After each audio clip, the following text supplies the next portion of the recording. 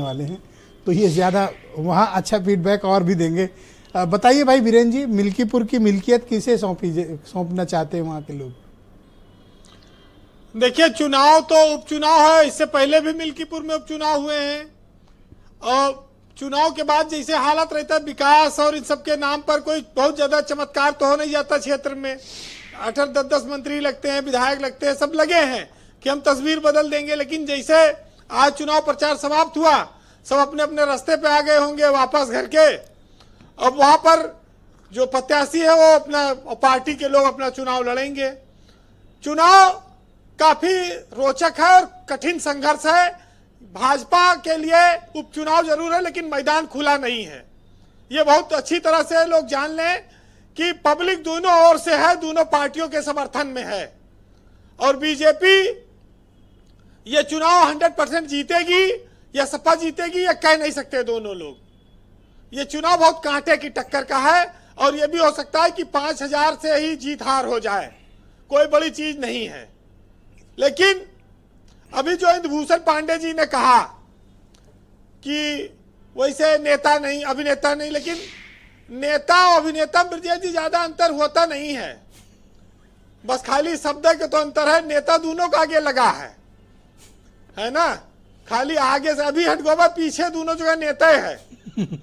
तो हमने देखा है कि बात तो सही है, घड़ियाली आंसू देखे हैं हमने जो है चुनावी आंसू देखे हैं, हमने नौटंकी वाले भी आंसू देखे हैं, हमने नकली आंसू भी देखे हैं और सच आंसू भी देखे हैं, सच्चाई के आंसू भी है। सच्चे वो तो दुनिया अपने आप जान जाती है कि सच्चाई के आंसू है। तो हर चुनाव में हर जगह पर राजनीतिक लोग जब करते हैं तो लोग समझते हैं उसको। लेकिन ये बहुत साफ है कि इस घटना ने, अयोध्या की इस घटना ने भाजपा को पीछे किया है, समाजवादी पार्टी को इस मामले में बढ़त लेने का अवसर दिया है और एक माहौल पैदा किया है जो कानून व्यवस्था के नाम पर जो बीजेपी वोट मांगती है, जो बीजेपी कहती है, जो मुईद अहमद के लिए कहती है, आज वो उसी पे घिर गई है। और देश प्रसाद बहुत अच्छे वक्ता नहीं है, लेकिन उन्होंने जो जिस तरह से रोए हैं उसका वो बात मैं पांडे जी से सहमत हूं कि वो बात काफी चर्चा में है और इस बात को लेकर परिणाम आएगा तब पता चलेगा इसमें कितनी सच्चाई। पांडे जी ने कहा कि उनको जहां कम्युनिकेट करना था वहां हो गया, बिल्कुल हो गया। लेकिन ब्रजेश जी, मिल्कीपुर में सवर्ण वोट बहुत निर्णायक स्थिति में है। जो ब्राह्मण वर्ग है, क्षत्रिय है, वैश्य है, 1 लाख के लगभग ये वोट है, 1 लाख से ज्यादा। ये लोग किधर वोट करेंगे ये भी जीत हार का बहुत बड़ा फैक्टर बनेगा। और ये चुनाव न तो राष्ट्रवाद के नाम पे है न परिवारवाद के नाम पर है। ये देखिए, उपचुनाव तो वैसे भी सीधे सेटिंग का होता है या फिर सत्ता की ताकत का चुनाव होता है।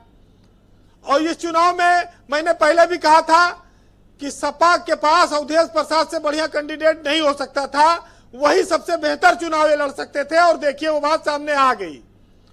और परिवारवाद का आरोप भले लगा समाजवादी पार्टी पर कि वो बढ़ावा दे रही है, लेकिन अवधेश प्रसाद के अलावा किसी टिकट देते तो वो भाजपा के सामने इतना टिक के लड़ ना पाता। तो ये तो मिल्कीपुर में साफ हो गया। लेकिन अब बात यह है कि जहां राम मंदिर बना हो, जहां अभी सालगिरह मनाई गई, जहां पर मुईद अहमद जैसा मुद्दा आया था, वो सब मुद्दे चलेंगे या वहां पर प्रत्याशी की अपनी जो कहते हैं कि जो छवि है या नाम है वो चलेगा। अजीत प्रसाद से ज्यादा अवधेश प्रसाद की लड़ाई है, क्योंकि अयोध्या की हार का बदला वहां मिल्कीपुर में भाजपा लेना चाहती है। अजीत हारेंगे तो ये कहा जाएगा अवधेश हारे, और अजीत जीतेंगे तब भी ये कहा जाएगा अवधेश प्रसाद जीता है अपन सीट। तो ये बड़ी साफ वहां पर स्थिति है। चंद्रभान पासवान जो आए हैं उनके साथ एक ही समस्या है कि वो रुदौली में ज्यादा समय रहे हैं, जिला पंचायत सदस्य रहे हैं, उनकी बीवी भी है, साड़ी के कारोबारी है गुजरात में। लेकिन वो मिल्कीपुर में पहले उम्मीद थी कि मित्रसेन का जो परिवार है वो विरोध करेगा अवधेश प्रसाद का तो सब भाजपा को फायदा होगा, लेकिन उसको अखिलेश यादव मना लाए हैं और वो सब आज मंच पर रहे। तो भाजपा के लिए एक कहा जाए तो यहाँ पर जो बैलेंसिंग स्थिति बन रही थी वो थोड़ी सी उनकी कमजोर है। और चंद्रभान पासवान पर कहा जाता है कि पैरासूट नेता है वो। अच्छा, वो मैंने देखा उसका- खब्बू तिवारी और ये सब लोग भी काफी वहां पर काम करते देखे गए हैं। इन लोग का क्या इम्पैक्ट है? खब्बू तिवारी, अभय सिंह, लल्लू सिंह। देखिए ये सब चुनाव में भाजपा में गए, अपना वोट मांगे चले आए। वोट तो देना जनता, देखिए सवर्ण मतदाताओं में बहुत ज्यादा कोई प्रभाव डालने वाली स्थिति नहीं है। ब्राह्मण वर्ग में, क्षत्रिय में ये लोग अपने हिसाब से मतदान करेंगे। इनके अपने जो जिसके प्रति निष्ठा होगी, रिश्ते होंगे। तो ये चुनाव सबको पता है कि उपचुनाव सत्ता का उपचुनाव है और इसमें नेता अपने अपनी जात के हिसाब से लगे हैं। लेकिन इतना कहा जाए कोई बहुत निर्णायक वोट दिला पाएगा, ये थोड़ा कठिन है। वैसे खब्बू तिवारी के साथ सहानुभूति है कि भाई उनको वो चुनाव हार गए थे, भाजपा उनको एडजस्ट करेगी आगे कहीं, क्योंकि अब अभय सिंह भी उसी सीट से आ गए हैं भाजपा में। तो टिकट दो में से एक ही तो मिलेगा, तो कहां जाएंगे ये दो में से एक? तो ये वहां पर लोगों में सवाल है कि अभी भैया वोट तो मांगा तो पता नहीं टिकट मिले कि ना मिले आपका। और दूसरा यह है कि मित्रसेन के परिवार का जो मामला था वो सपा ने अपने पक्ष में कर लिया जी। तो ये चीजें इतनी आसान नहीं है। देखिए, तो चुनाव एक तरफा है या फिर कांटे का मुकाबला है? देखिए चुनाव एकदम कांटे के मुकाबले पर है और भाजपा के लिए इज्जत का भी सवाल है। अब इसमें कौन कितना सहयोग दे पाएगा? अभी सरकारी मशीनरी के दुरुपयोग का भी आरोप लग रहा है। पर संजय लेकिन चौधरी जब ने इतने तक- दम से कैसे कहा कि 40,000 से जीतेंगे? देखिए ये स्वाभाविक है। कॉन्फिडेंस कैसे आया? देखिए जो जमीन पे है उनको चुनाव दिख रहा होगा और चुनाव तो देखिए माहौल बन जाता है। अब जिस तरह से घटना हो गई अयोध्या में, उसने भाजपा का माहौल खराब किया और अयोध्या प्रसाद का माहौल बढ़िया बना दिया। तो ये तो माहौल का है। अभी कल तक फिर माहौल कोई बदल जाए, कोई बड़ी बात नहीं है। लेकिन इतना जरूर है कि चुनाव, उपचुनाव में खासतौर से पुलिस, कोटेदार, प्रधान, ये सब बड़ी महत्वपूर्ण भूमिका निभाते हैं। अब इनका रात का दौर शुरू हो गया है। आने वाले 24 घंटे में चुनाव में क्या तस्वीर बदलेगी, ये आपको 5 तारीख को सवेरे पता चल जाएगा। बस आज और कल कत्ल की रात है।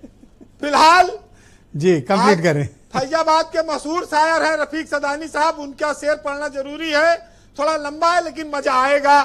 खद्दर जियो बहादुर खद्दर धारी, क्योंकि चुनाव का मौका है, इस पे पढ़ा जाना चाहिए कि ई महंगाई, ई बेकारी और नफरत की फैली बीमारी और दुखी रहा जनता बेचारी और बिकी जात भाई लोटा थारी और जियो बहादुर खद्दर धारी और धूमिल भाई गांधी के खादी पहिरे लागे अवसरवादी और या तो पहिरे बड़े प्रचारी और देश का लूटो बारी बारी जियो बहादुर खद्दर धारी। तनके गोरा मनके काला, मंदिर मस्जिद के नाम पे चंदा और सबसे बढ़िया तोहरा धंधा, ना तो नमाजी ना तो पुजारी जियो बहादुर खद्दर धारी। बहुत शुक्रिया वीरेन जी, बहुत बहुत धन्यवाद। जनता के मन की ओपिनियंस को हम सब लोगों तक इस तरह से पहुंचाने के लिए आपका बहुत शुक्रिया। बहन भाइयों, आज हम मिल्कीपुर पर चर्चा कर रहे हैं। वहां पर 5 तारीख को वोटिंग है, 5 फरवरी